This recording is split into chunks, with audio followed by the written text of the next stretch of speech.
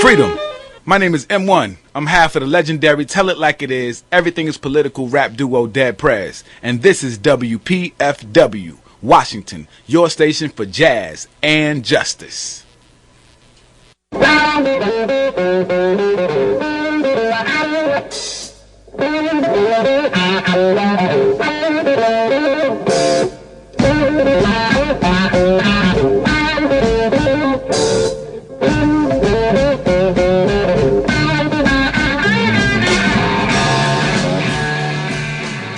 American fascism is rapidly being cemented into place by uniformed and heavily armed paramilitary goons, clutching the flag and the cross and reciting the Pledge of Allegiance and the Lord's Prayer.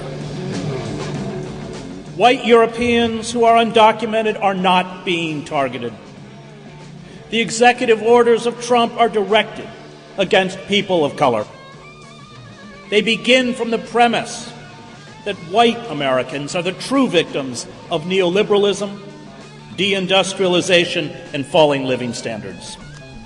The Trump orders are written not to make America great again, but to make America white.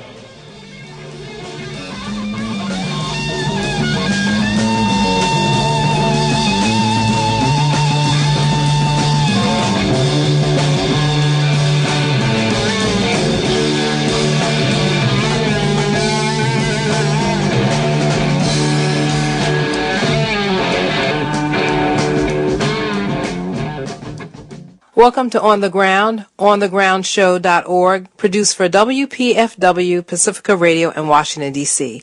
I'm Esther Iverum, and today is the third week of the month, so it's all about the F word, our monthly exploration of fascism, which is corporate control of the state combined with repression of human rights and a ramped-up police and military. Today we devote this hour to the F word with a major address, The Rise of Trump, given this month by author and activist Chris Hedges in Vancouver, Canada. The final stages of capitalism, Karl Marx predicted,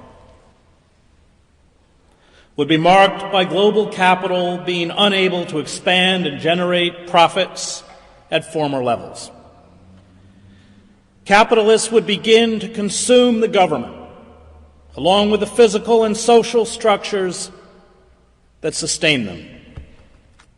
Democracy, social welfare, electoral participation, the common good, investment in public transportation, roads, bridges, utilities, industry, education, healthcare, and the protection of the ecosystem would be sacrificed to feed the mania for short-term profit. These assaults would destroy the host. And this is the stage of late capitalism that Donald Trump represents. Trump and his reactionary capitalists who have seized 34 of 50 governorships and 68 of 99 state legislatures, 49 of which are bicameral, plan to oversee the final campaign of corporate pillaging of America and the rest of the planet. It will be crass and brazen,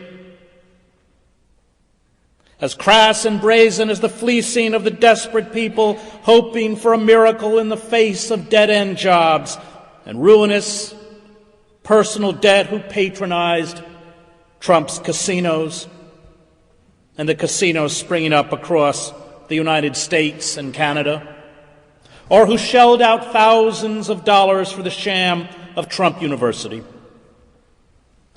He is unleashing a kleptocracy. The word comes from the Greek, klepto meaning thieves, and kratos meaning rule, so it is literally rule by thieves. One that will rival the kleptocracies carried out by Suharto in Indonesia and Marcos in the Philippines.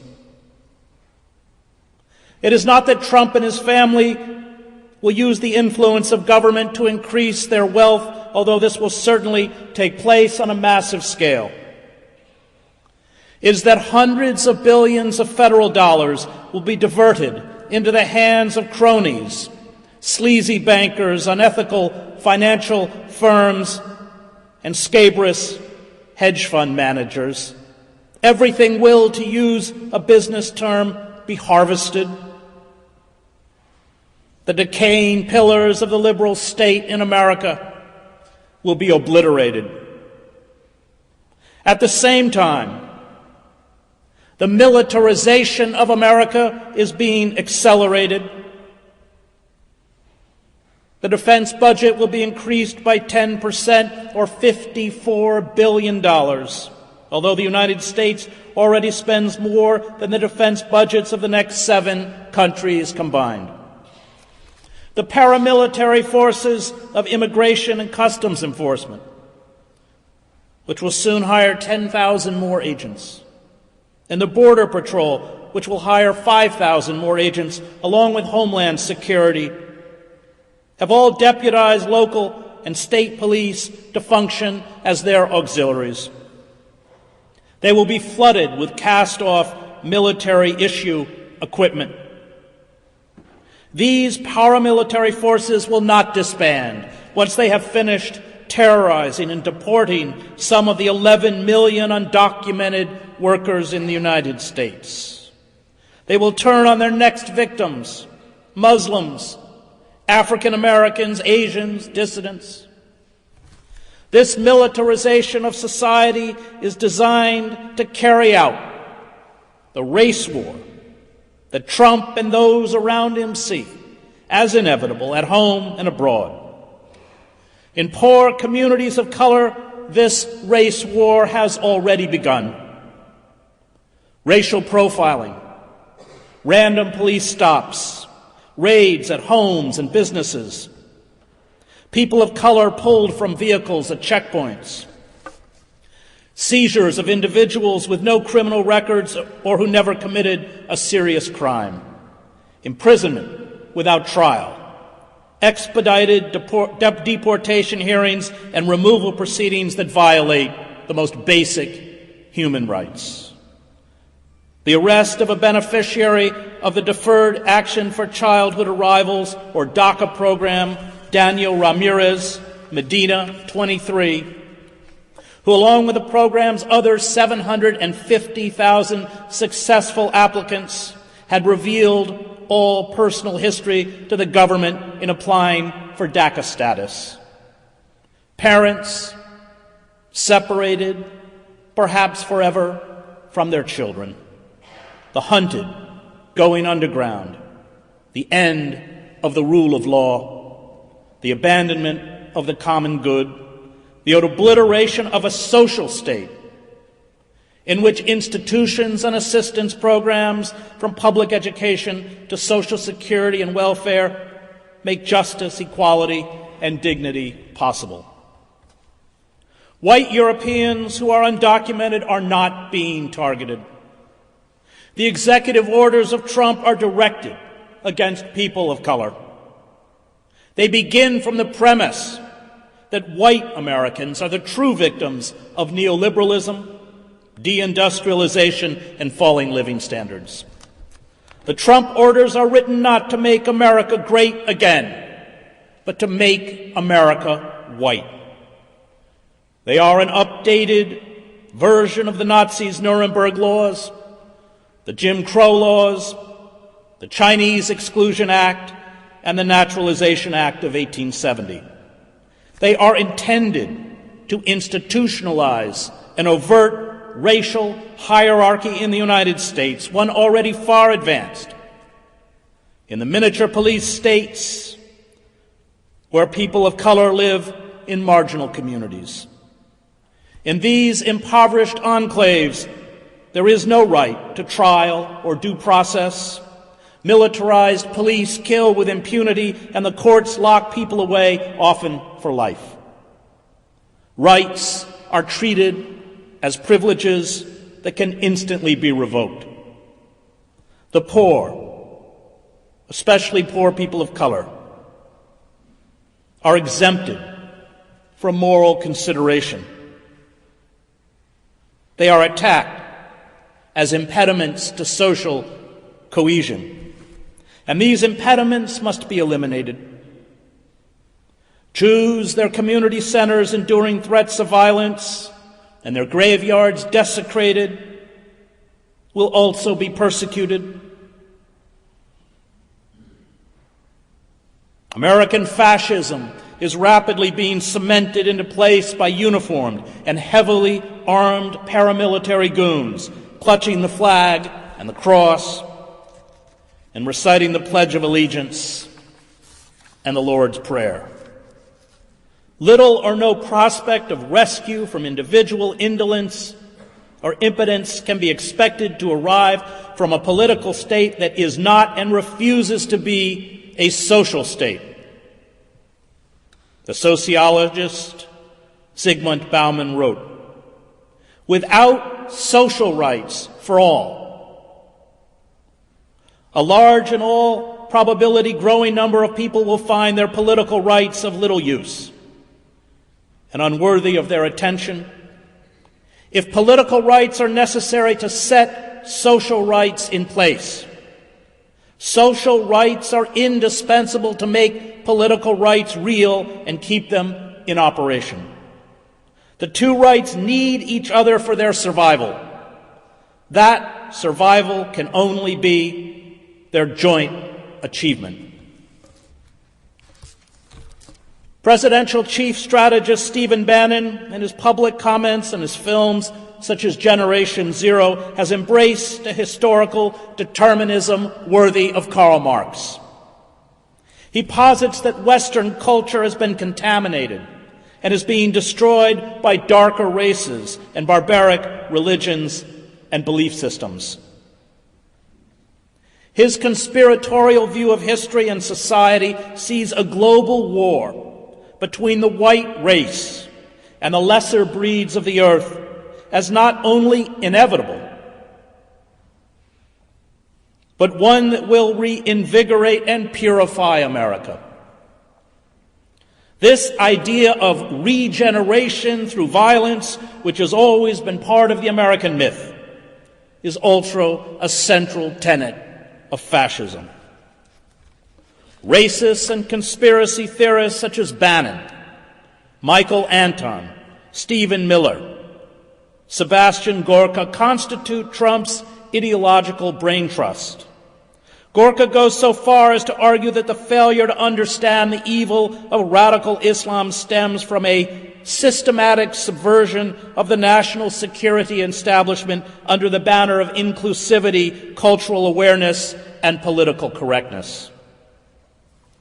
In a 2014 speech, Bannon said, "I believe we've come partly off track in the years since the fall of the Soviet Union, and we're starting now in the 21st century, which I believe strongly is a crisis both of our church, a crisis of our faith, a crisis of the West, a crisis of capitalism. There is a major war brewing that's already global," Bannon said. "It's going global in scale. And today's technology, today's media, today's access to weapons of mass destruction, it's going to lead to a global conflict, and I believe has to be confronted today. Every day that we refuse to look at this as what it is and the scale of it, and really the viciousness of it, will be a day where you will rue that we didn't act." Bannon is a proponent of the theory popularized by authors William Strauss and Neil Howe in their books Generations, The History of America's Future, 1584 to 2069, and The Fourth Turning, an American prophecy, what the cycles of history tell us about America's next rendezvous with destiny. These authors argue that roughly every 80 years, or an average human lifespan, the country goes through a cataclysmic crisis. This crisis triggers war, industrial slaughter, and genocide, and lasts for a decade or more. In its aftermath, they argue the social order is rejuvenated. Strauss and Howe highlight the American Revolution of 1775 to 1783, the Civil War, the Great Depression, and World War II as examples of how the cycle works. Pseudo-intellectuals such as Strauss and Howe play the role that Paul de Lagarde, Julius Langbaum, Arthur Moeller, von den Broek, and Alfred Rosenberg played for the Nazi Party. They give an intellectual veneer to racist conspiracy theories, a perverted nationalism, a hatred for culture, and the lust for domination through violence. I share Bannon's distaste for corporate globalization, free trade agreements, the failure to put Wall Street bankers in jail, the bank bailouts and crony capitalism, and would even concede that Americans wallow in the moral swamp of a culture of narcissism. He is right when he attacks the two major political parties as the one party of Davos. But his solution to the purported crisis, total war by the white race to regain its ascendancy, is insane, as are the causes he cites. A New Deal that turned citizens into whining dependents, the permissiveness of the 1960s, the white guilt that made the country cater, in his words, irresponsibly to African Americans by giving them social service programs and undeserved mortgages that led to the 2008 financial meltdown. An intellectual and liberal class composed essentially of traitors who hate America, and, quote unquote, the new barbarity of jihadist Islamic fascism. Racism, misogyny, the inherent cruelty of capitalism and the crimes of empire, from Wounded Knee to Vietnam and Iraq, simply do not exist in Bannon's mystical nationalist worldview. He insists that the white, male, aristocratic elites who formed a republic that enslaved African Americans, exterminated Native Americans, denied the vote to women and white men without property, created, quote, a church and a civilization that really is the flower of mankind. And this is the myth he wants to recover. Now, it may be that the deep state, the shadowy world of the security and surveillance bureaucracy, the arms industry, Wall Street, Silicon Valley, and corporations that actually rule the country, disturbed by Trump's impulsivity, irrationality, and incompetence, will move to replace him. This was certainly the idea when the organs of internal security used a wiretap to discredit and remove Michael Flynn, and it is what is happening now with the leaks about the Attorney General's 2 meetings with the Russian ambassador. But the ascendancy to the White House of Michael Pence, a more polished and disciplined politician who will advance the agenda of the Christian right, will not make things better, and indeed, they may make things worse. Those being placed now into power are agents of destruction. Betsy DeVos is moving to defund our system of public education and use government vouchers to expand corporate charter school chains and those run by the Christian right. Scott Pruitt is dismantling the Environmental Protection Agency. He has already called for a 25% reduction in the EPA's budget, the elimination of 3,000 jobs, and the slashing of numerous programs, including a 70% cut to its climate protection program that oversees cutting emissions of greenhouse gases. Bannon was the dark hand behind the ban on Muslims entering the United States from 7 Muslim-majority countries, a ban you can expect to see extended if the Trump administration is successful in removing a stay issued by a district court or issuing a new executive order. Bannon was behind the order to the Department of Homeland Security to draw up lists of Muslim organizations and individuals in the United States that, in the language of that executive order, have, quote-unquote, been radicalized and provided material support to terrorism-related organizations in countries that pose a threat to the United States. Such lists will be used to criminalize Muslim leaders and the institutions and organizations they built. Then, once Muslims are dealt with, there will be new Homeland Security lists that will allow the government to target the press, activists, labor leaders, dissident intellectuals, and the left. Lenin wanted to destroy the state, and that's my goal too, Bannon told the writer Ronald Radosh in 2013. I want to bring everything crashing down and destroy all of today's establishment. This culture of destruction was launched 4 decades ago by corporate forces. The corporate elites, terrified by the mobilization of the left in the 1960s, by what the political scientist Samuel Huntington called America's excess of democracy, built and funded counter-institutions to delegitimize and marginalize critics of corporate capitalism and imperialism. They bought the allegiances of the 2 main political parties. They imposed obedience to the neoliberal ideology within academia and the press. This campaign, laid out by Lewis Powell in his 1971 memorandum titled Attack on American Free Enterprise System, was the blueprint for the creeping corporate coup d'etat that 45 years later is largely complete. The dismantling of democratic institutions, places where the citizen has agency and a voice, is far graver than the ascendancy to the White House of the demagogue Trump.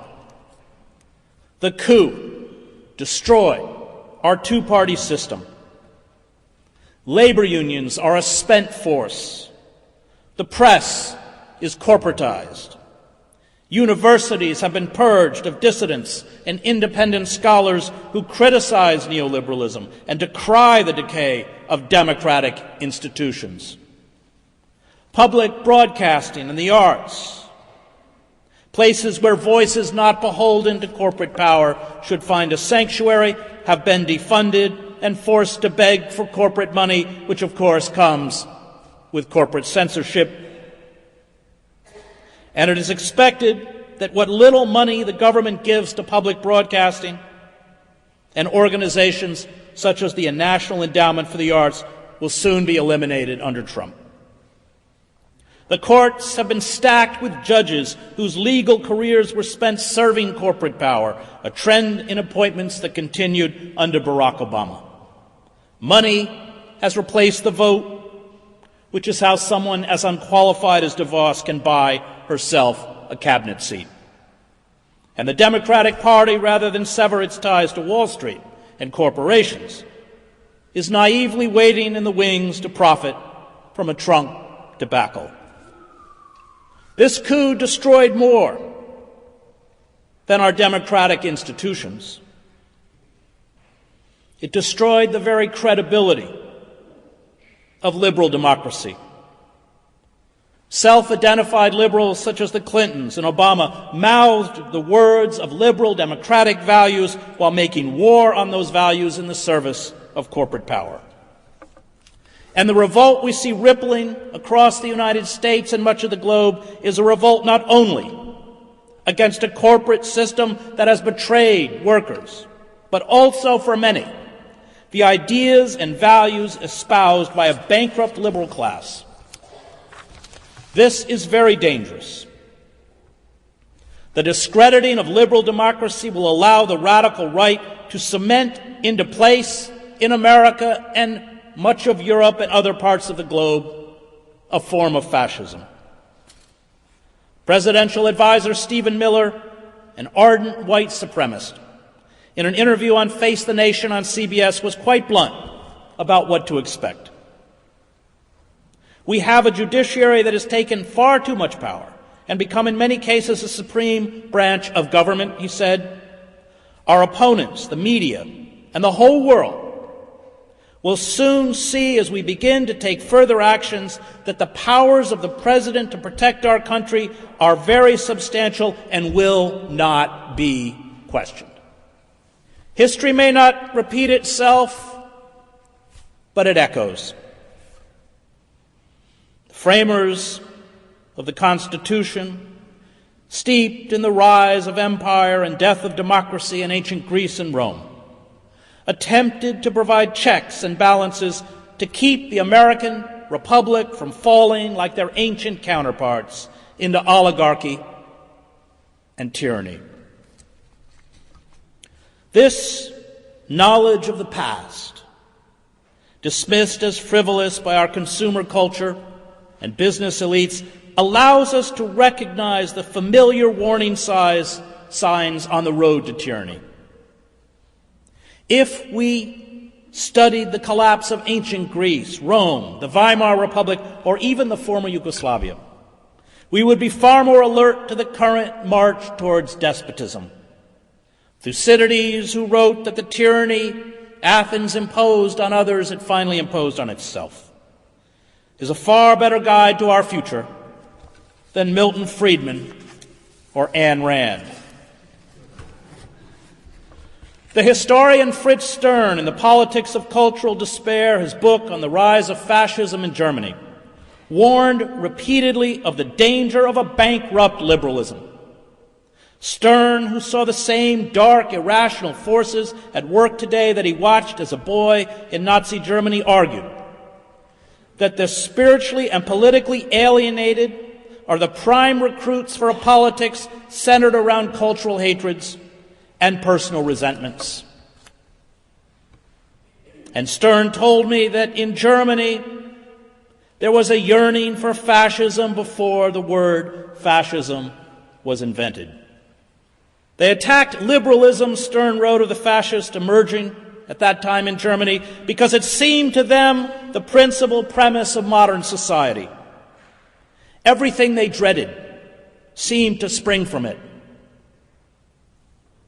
The bourgeois life, Manchesterism, which is laissez-faire capitalism, materialism, Parliament and the parties, the lack of political leadership, even more, they sense in liberalism the source of all their inner sufferings.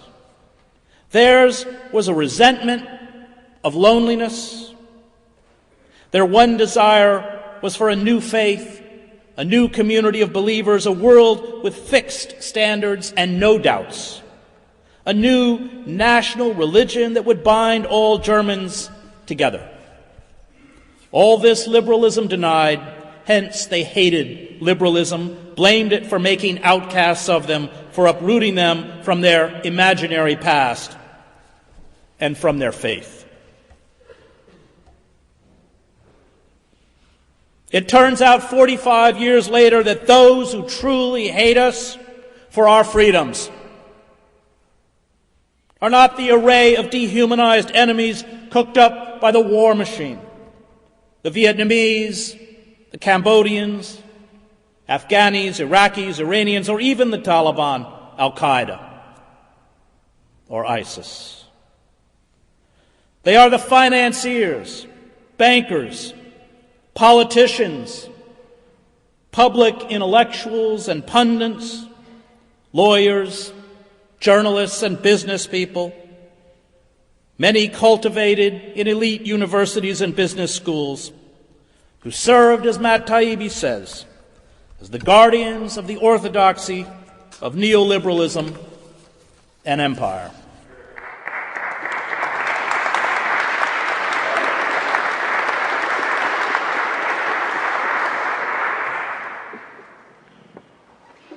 In the twilight phase of capitalism, wealth is no longer created by producing or manufacturing. It is created by manipulating the prices of stocks and commodities and imposing a crippling debt peonage on the public.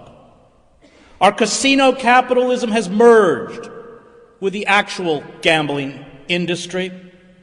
This is an economic model designed to prey on the desperate. Young men and women burdened by student loans, underpaid workers crushed by credit card debt and mortgages, bankrupt towns and cities forced to borrow to maintain municipal services and sell off municipal assets, from sewers and water treatment plants to their parking authority to corporations.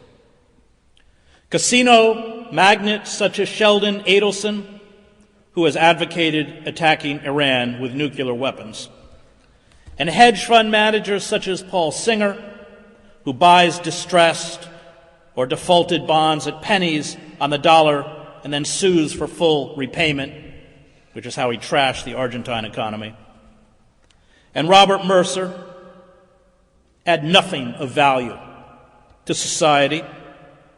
They do not generate money, but instead redistribute it upwards to the 1%. They use lobbyists and campaign contributions to rewrite laws and regulations and build monopolies. And this is how the drug company Mylan in the United States raised the price of an EpiPen used to treat allergy reactions from $57 in 2007 to $500. They have given themselves the legal power to carry out a tax boycott, loot the treasury, close factories, send jobs overseas, and gut social service programs. These corporate mandarins are, if we speak in the language of God and country, traitors. They are parasites. Financial speculation in 17th century England was a crime. Speculators were hanged. The heads of most of today's banks and hedge fund managers and the executives of large corporations such as Walmart and Gap that run sweatshop death traps for impoverished workers overseas deserve prison far more than most of the poor students of color I teach within the prison system, people who never had a fair trial or a fair chance in life. When a tiny cabal seizes power, monarchist, communist, fascist, or corporate, it creates a mafia economy and a mafia state. Trump is not an anomaly. He is the grotesque visage of our collapsed democracy. Trump and his coterie of billionaires, generals, half-wits, Christian fascists, criminals, racists, and deviants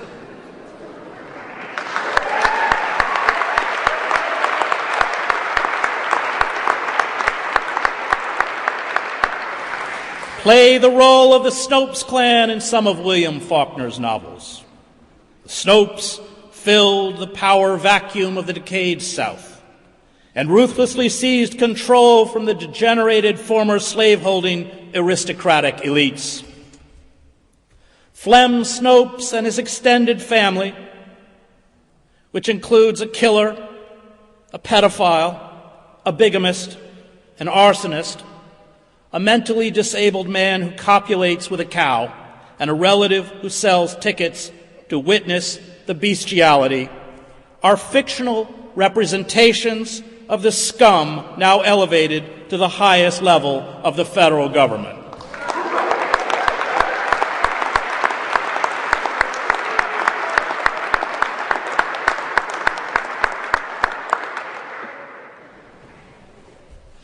The usual reference to amorality, while accurate, is not sufficiently distinctive and by itself does not allow us to place them as they should be placed in a historical moment.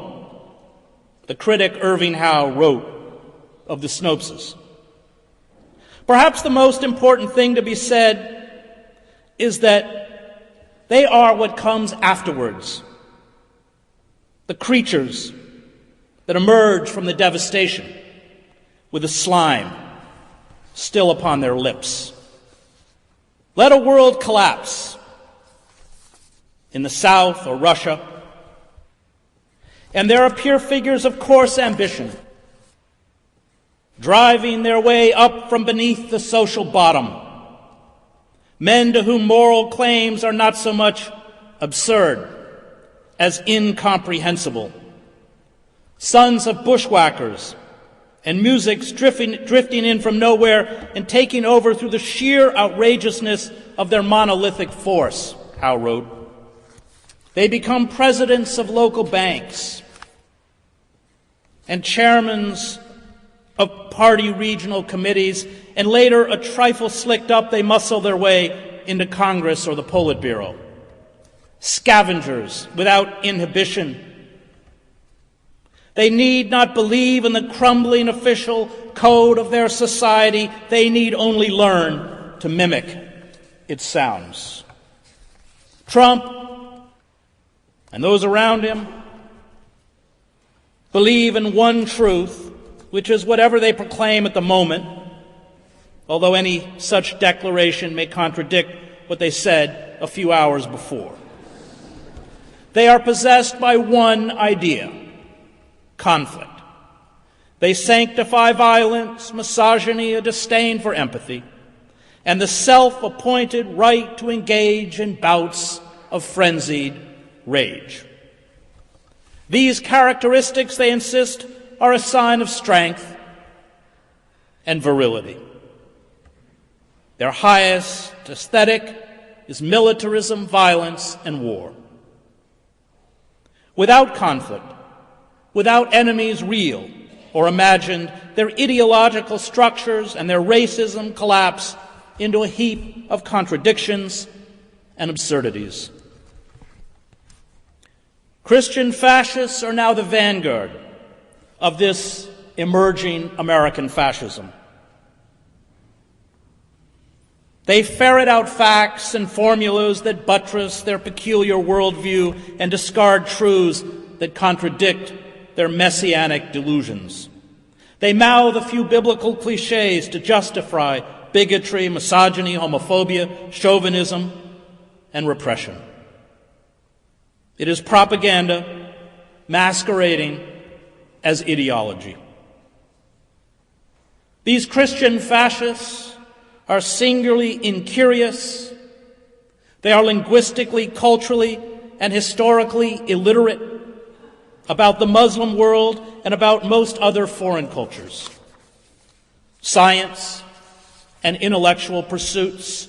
Yet they blindly write off 1/5 of the world's population, Muslims, as irredeemable, while they dismiss climate change as a hoax. The inability of white supremacists and Christian fascists to recognize the humanity of others springs from their spiritual and intellectual impoverishment. They mistake their bigotry for honesty. They mistake their ignorance for innocence. They cannot separate fantasy from reality. And such people are, as James Baldwin said, moral monsters. Evil for them is embodied in the dehumanized other. And once the human personification of evil is eradicated, evil itself is supposed to disappear. Except, of course, that as soon as one group of human beings is annihilated, another human embodiment of evil rises to take its place. The Nazis began with the Jews. Our fanatics are beginning with the undocumented and Muslims, and history has shown where they will go from here. The nationalist is by definition an ignoramus, the Yugoslav writer Danilo Kish wrote. Nationalism is the line of least resistance, the easy way. The nationalist is untroubled. He knows or thinks he knows what his values are. That's to say, national. That's to say, the values of the nation he belongs to, ethical and political. He is not interested in others. They are no concern of his hell, it's other people, other nations, another tribe. They don't even need investigating. The nationalist sees other people in his own image as nationalists. Trump has no coherent belief system or coherent ideology, but his ideological vacuum is being filled by the Christian right. What comes next, history has shown, will not be pleasant. A corrupt and inept ruling elite, backed by the organs of state security and law enforcement, will transform workers into serfs. The most benign dissent will be criminalized.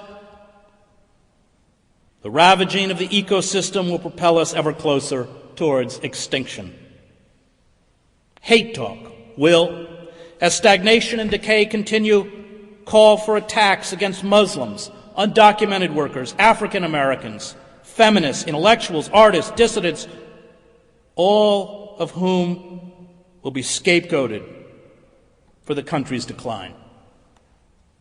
Magical thinking will dominate our airwaves and be taught in our public schools.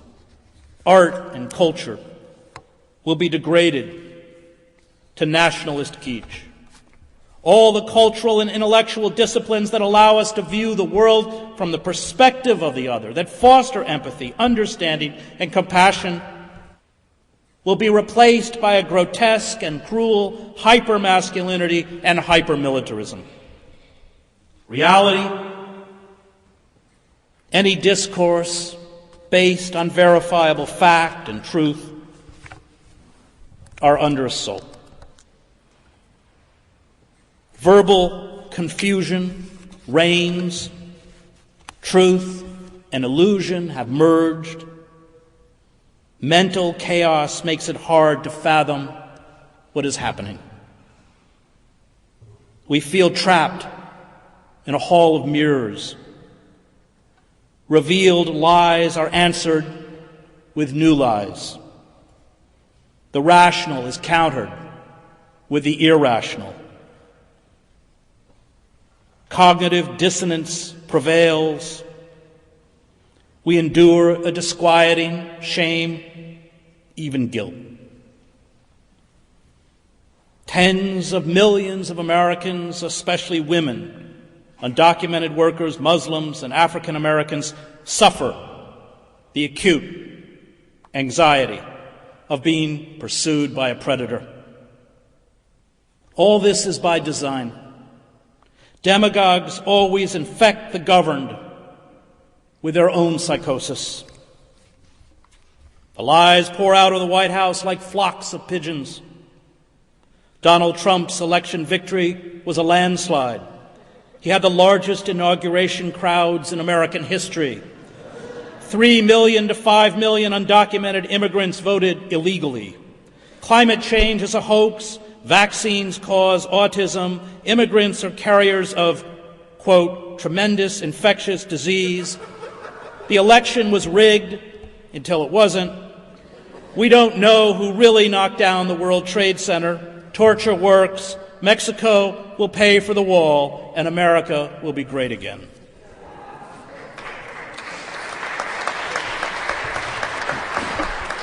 Trump, a 70-year-old man with orange-tinted skin, is, as Trump often reminds us, quote, very good-looking.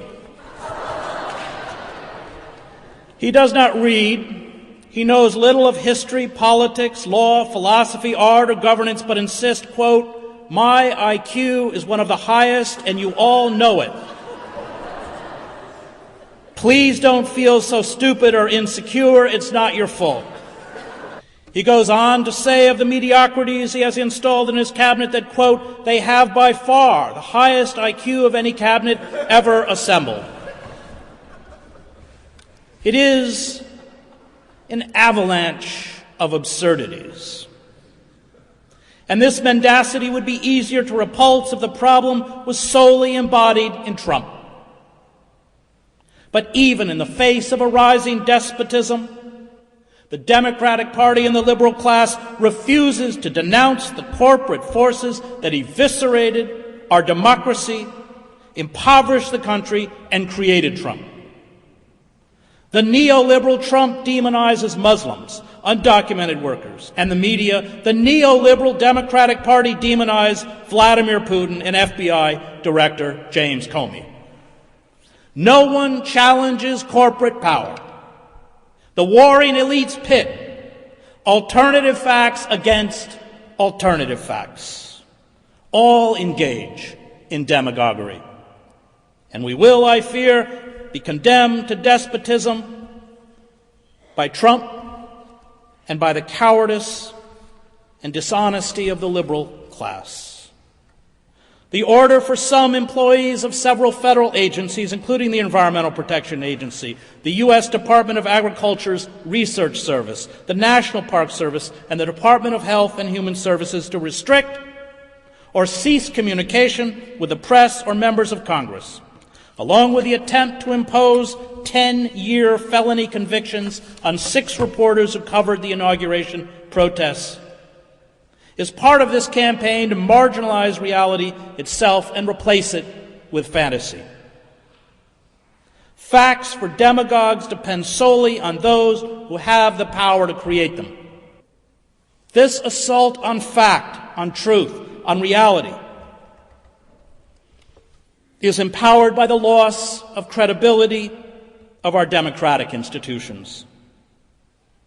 And it has thrown the country into an existential as well as an economic crisis. The courts, university, and press are no longer trusted by tens of millions of Americans who correctly see them as organs of the corporate elites. These institutions are traditionally the mechanism by which a society is unable to unmask the lies of the powerful, critique ruling ideologies, and promote justice.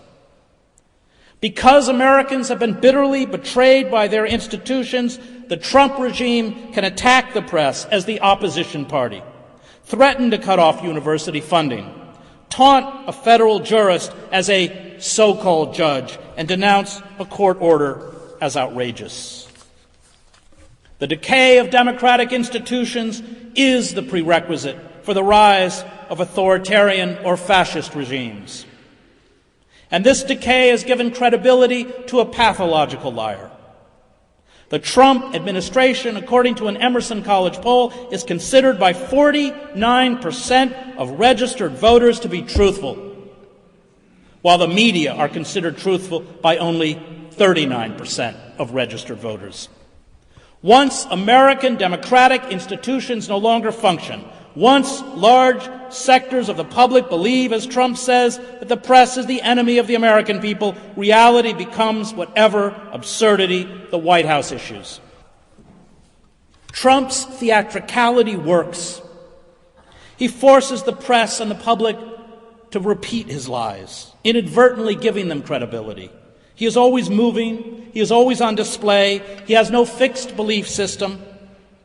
Trump, as he consolidates power and adopts the ideology of the Christian right, seamlessly forges the magical thinking of the Christian right with his own magical thinking. Idiocy, self-delusion, megalomania, fantasy, and government repression will come wrapped in images of the Christian cross and the American flag. These lies create a climate in which everyone is assumed to be lying. The truth becomes suspect and obscured. Narratives begin to believe not because they are true or even sound true, but because they are emotionally appealing. The aim of systematic lying, as Arendt wrote, is the transformation of human nature itself. The lies eventually foster somnambulism among a population that surrenders to the magical thinking and ceases to care. It checks out. It becomes cynical. It only asks to be entertained and given a vent for its frustration and rage. And demagogues produce enemies the way a magician pulls rabbits out of a hat.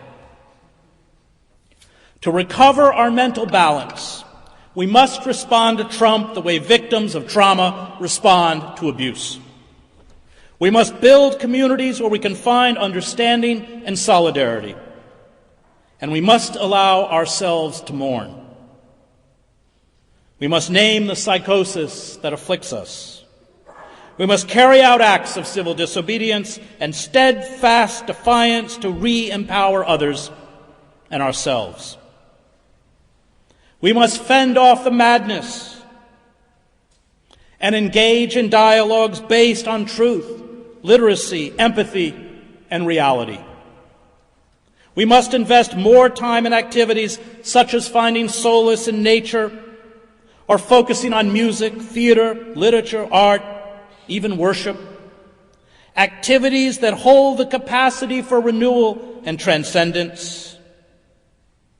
This is the only way we will remain psychologically whole. Building an outer shell or attempting to hide will exacerbate our psychological distress and depression. We cannot, as the Democratic Party appears to be doing, hope that the 2018 or 2020 elections will solve our dilemma. These reactionary forces, which have been plotting for 4 decades for this moment, extend far beyond the Trump White House. Their tentacles reach across national borders, meaning no country, including Canada, is immune. As the state increases the levels of violence against nonviolent dissent, we must never respond with violence.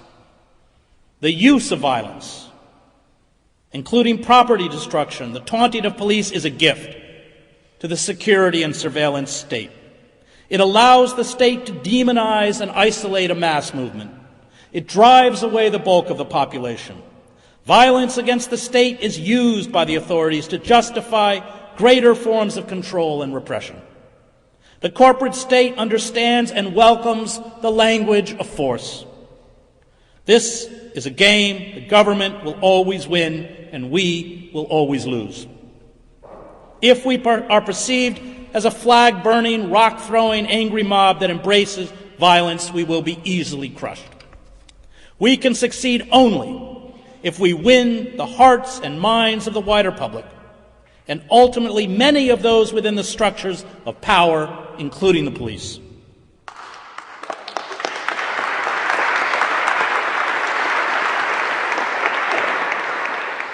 When violence is used against non-violent protesters demanding basic forms of justice, it exposes the weakness of the state.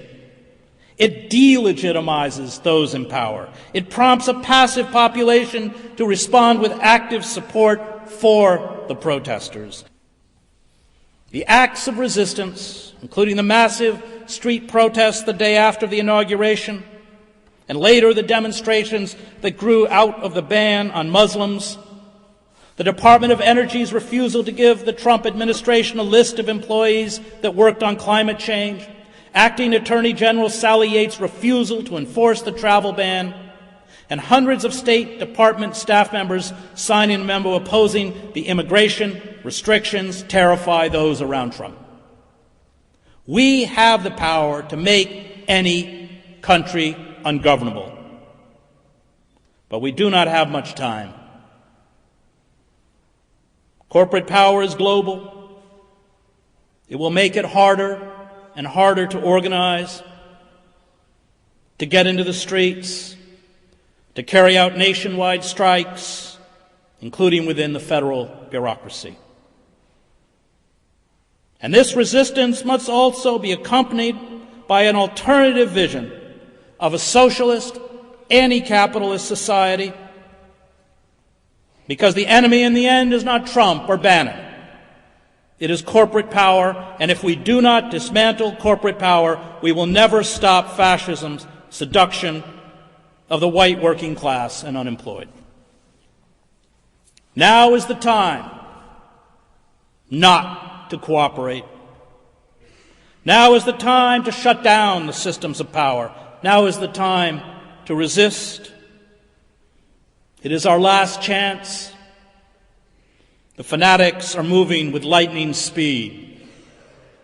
So should we. Hope comes from the numerous protests that have been mounted in the streets, at town halls, led by First Nations people, held by members of Congress, and at flashpoints such as Standing Rock. It may also come from the 2.5 million civil servants within the U.S. federal government if a significant number refuse to cooperate. We must engage in these battles on the local and on the national level. We must, in our own community, mobilize to prevent the deportation of undocumented workers, the evictions from homes of the unemployed, those with disabilities, the elderly, or those living on small fixed incomes. The reclaiming of our democracy will only happen when we make our physical presence felt in public spaces. We once had within our capitalist democracy liberal institutions, the press, labor, third parties, civic church groups, public broadcasting, well-funded public universities that were capable of responding to outside pressure from movements. They did so imperfectly. They provided only enough reforms to save the capitalist system from widespread unrest or with a breakdown of capitalism in the 1930s from revolution.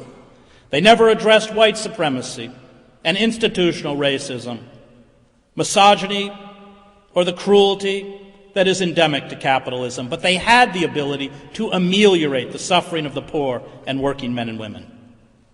These liberal institutions exist now only in name. They are props in the democratic facade. There are, as the political philosopher Sheldon Wolin wrote, no institutions, certainly left in the United States, that can authentically be called democratic. We will have to build new radical movements and, most importantly, new parallel institutions that challenge the hegemony of corporate power. If we are to succeed, we will have to make alliances with people and groups whose professed political stances are different from ours and at times unpalatable to us. We will have to shed our ideological purity. The movements that opened up the democratic space in America, the abolitionists, the suffragists, the labor movement, the communists, the socialists, anarchists, the civil rights and labor movements developed a critical mass and a militancy that forced the centers of power to respond. The days ahead will be dark and frightening, but as Immanuel Kant reminded us, if justice perishes, human life on earth has lost its meaning. The moment we rise up to defy radical evil, we are victorious. The moment we stand alongside the oppressed and accept being treated like the oppressed, we are victorious. The moment we hold up a flickering light in the darkness for others to see another narrative, another way of being, we are victorious. The moment we reopen a public library or save a public school or provide a sanctuary to a battered woman or affordable housing, we are victorious. The moment we thwart the building of a pipeline or fracking site, we are victorious. And the moment those in power learn to fear us, we are victorious.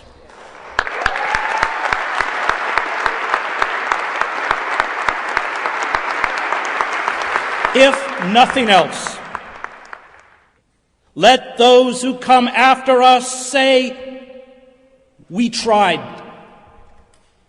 Let them say that we kept hope alive. Let our lives be an example of the empathy and justice that all authoritarian regimes and dictatorships seek to eradicate. Let us love our neighbors as ourselves. Thank you. You have been listening to author and activist Chris Hedges speaking on the rise of Trump this month in Vancouver, Canada. This is On the Ground, onthegroundshow.org, Voices of Resistance, produced for WPFW Pacifica Radio in Washington, D.C. You can reach the show at onthegroundshow.org. Please like our Facebook and Twitter pages at On The Ground Show. I'm Esther Averum. Keep raising your voice. Peace.